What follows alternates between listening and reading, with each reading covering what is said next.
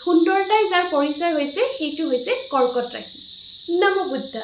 মই নিউমৰলজিষ্ট বৰদানী বৰাই সকলোকে মোৰ চেনেললৈ স্বাগতম জনাইছো। আজিৰ ভিডিঅ'টোত আমি কৰ্কট ৰাশি লোকসকল সাধাৰণতে কেনেকুৱা হয় তাৰ বিষয়ে আলোচনা কৰিম। ইয়াৰ আগত মিথুন ৰাশিলৈকে দিয়া হৈছে, আপোনালোকে আমাৰ চেনেলটোত চাব পাৰে। আৰু লগতে আমাৰ ভিডিঅ'বিলাক যদি আপোনালোকৰ ভাল লাগিছে তেতিয়াহ'লে লাইক কৰিব, আৰু গুণসমূহ যদি আপোনালোকৰ লগত মিলি গৈছে তেতিয়াহ'লে কমেণ্ট কৰি জনাব। আৰু যিসকলে এই চেনেলটোলৈ নতুনকৈ আহিছে, নতুন ভিউৱাৰ্ছসকলে মোৰ চেনেলটো ছাবস্ক্ৰাইব কৰি দিব। এতিয়া আহোঁ কৰ্কট ৰাশিৰ লোকসকল কেনেকুৱা হয়।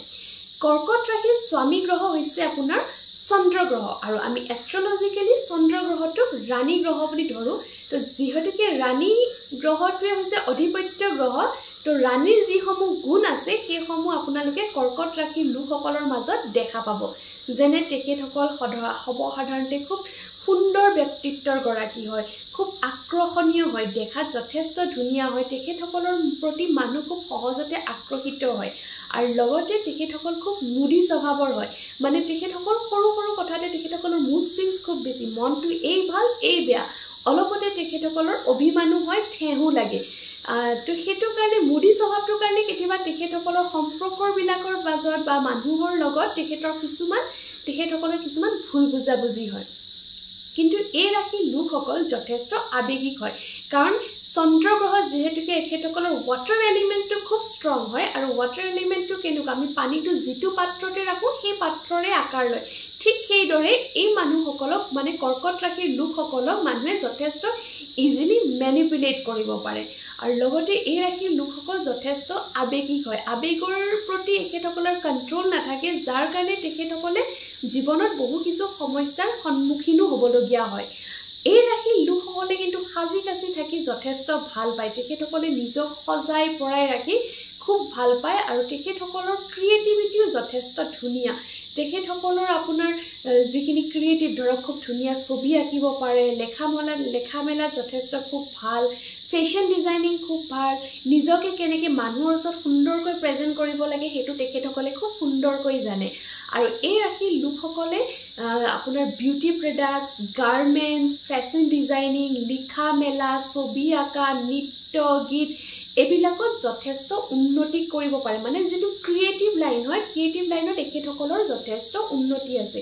এখেতসকলে খুব ধুনীয়াকৈ কুকিং, মানে খুব ধুনীয়া খাদ্য বনাব পাৰে, কিন্তু এখেতসকলে খাদ্য আনক বনাই খুৱাই ভাল পায়, কিন্তু নিজৰ খাদ্যৰ প্ৰতি ইমান ৰাপ নাই, কিন্তু মিঠা খাই কিন্তু এই ৰাশিৰ লোকসকলে যথেষ্ট ভাল পায়।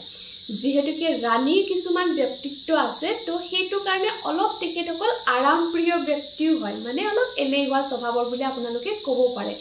মাত কথা আদি এই ৰাশিৰ লোকসকলৰ যথেষ্ট শুৱলা।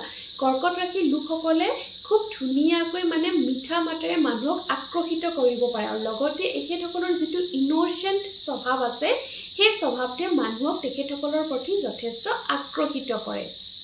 কিন্তু এই ৰাশিৰ লোকসকল অলপমান চঞ্চল প্ৰকৃতিৰ হয়, মানে তেখেতসকলৰ চঞ্চলতাটো অলপ বেছি, যাৰ কাৰণে কেতিয়াবা তেখেতসকলক মানুহে ইজিলি ভুল বুজে।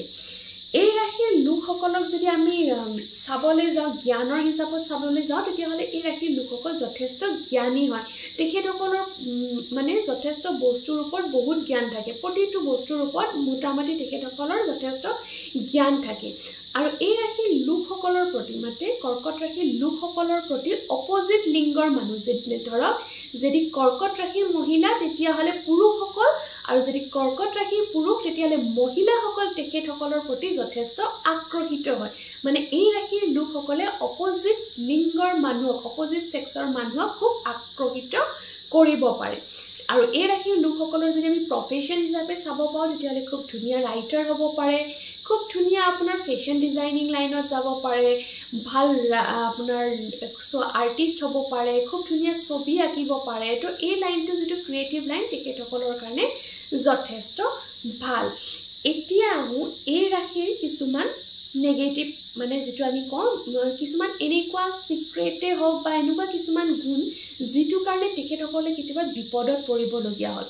প্ৰথম হৈছে এই ৰাশিৰ, যিহেতুকে মই কৈছিলোঁ এই ৰাশিৰ অধিপত্য গ্ৰহটোৱে হৈছে আপোনাৰ চন্দ্ৰ, মানে পানী এলিমেণ্টটো যিহেতুকে এখেতসকলৰ যথেষ্ট ষ্ট্ৰং, তেখেতসকলক মানুহে খুব ইজিলি মেনিপুলেট কৰি দিয়ে।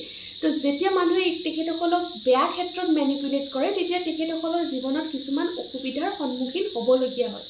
আৰু এই ৰাশিৰ লোকসকল বিশেষকৈ জাতিকা মানে ছোৱালীসকলৰ কিছুমান মানে আপোনাৰ কলংকিত অতীত এটা থাকে তেখেতসকলৰ, মানে অতীতত কিছুমান এনেকুৱা ঘটনা তেখেতসকলৰ জীৱনত হয় যিটো ধৰক অকণমান আমি বেয়া বুলি ক'ব পাৰোঁ। লগতে এই ৰাশিৰ লোকসকল যিহেতুকে যথেষ্ট আৱেগিক হয়, তো কেতিয়াবা কিছুমান আপোনাৰ তেখেতসকল কিছুমান এনেকুৱা সম্পৰ্কত লিপ্ত হয় যিটো আমি বৈধ বুলি নকওঁ।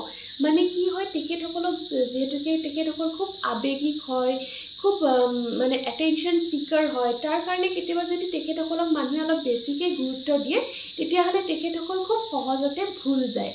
তো যদি এইসমূহ গুণ তেখেতসকলে নিজৰ মাজত কণ্ট্ৰল কৰিব পাৰে, তেতিয়াহ'লে তেখেতসকলৰ জীৱনটো খুব সুন্দৰ। আৰু এই ৰাশিৰ লোকসকল অকল দেখাতে নহয়, মাত কথা স্বভাৱ আদিৰো যথেষ্ট সুন্দৰ হয়। এতিয়া এটা সৰু টিপছ মই কৰ্কট ৰাশিৰ লোকসকললৈ আগবঢ়াইছোঁ। তেখেতসকলে সোমবাৰৰ দিনাখন যদি গা ধোৱা পানীত অলপমান কেঁচা গাখীৰ মিহলাই গা ধুৱে, আৰু লগতে যদি শিৱলিংগত তেখেতসকলে প্ৰতি সোমবাৰে গাখীৰ অৰ্পণ কৰিব পাৰে, তেতিয়াহ'লে তেখেতসকলৰ জীৱনৰ যিখিনি সমস্যা আছে তেখেতসকলে তাৰ পৰা বাচি থাকিব পাৰিব। আশা কৰিছোঁ মোৰ ভিডিঅ'টোৱে আপোনালোকক সহায় কৰিছে, আৰু কৰ্কট ৰাশিৰ লোকসকলৰ লগত যদি এই গুণসমূহ মিলি গৈছে, তেতিয়াহ'লে আপোনালোকে কমেণ্ট কৰি জনাব। লগতে মোৰ ভিডিঅ'টো যদি আপোনালোকৰ ভাল লাগিছে বা আপোনালোকে যদি কিবা মোৰ পৰা জানিব বিচাৰে, তেতিয়াহ'লে কমেণ্ট কৰিব আৰু আমাৰ চেনেলটো ছাবস্ক্ৰাইব কৰি দিব। নমো বুদ্ধা।